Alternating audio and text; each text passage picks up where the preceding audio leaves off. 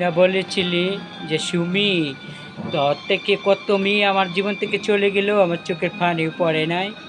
কত জীবন, তোর জীবন থেকে কত মেয়ে তুই খেদা দিছিস। এটা আমি আমি সুমিকে হারানোর মেয়ে না, বুঝছিস? কারণ আমি হিজড়া। ঠিক আছে, আমার টাকাগুলা খেয়েছিস, আমাকে বিয়ে করেছিস, তাই না?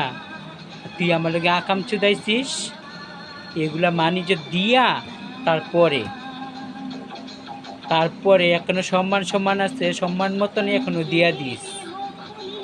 যদি এক বাপের চুটা হয়ে থাকিস, তোর মার ঘরে হয়ে থাকা তাহিস, বুঝছিস বাদশা?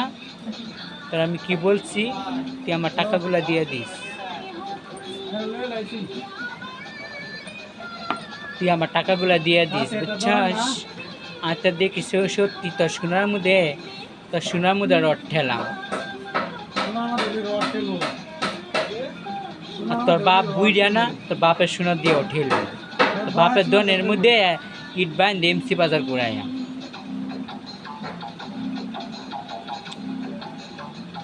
দেখেন ভাইয়ারা, ফেসবুকে যারা আছেন, ইউটিউবে যারা আছেন, টিকটকে যারা আছেন, সকলকে বলছি আমার এই টিকটকগুলো অতি দূরত্ব আপনারা সবাই সবাই সাপোর্ট করবেন, ঠিক আছে? আমার এই স্বামী যেন কোনো দিন বিয়া না করতে পারে। তুই না বলে বিয়া করতি না, কোনো দিন আমারে সারা কোন মেয়ে তোর জীবনে আসলে তোর আম্মা লাগবো, আমার সারা তোর মা লাগবো? তোর মারে বিয়া করবি তুই? এই খাঙ্কির ছেলে, তোর মারে বিয়া করবি?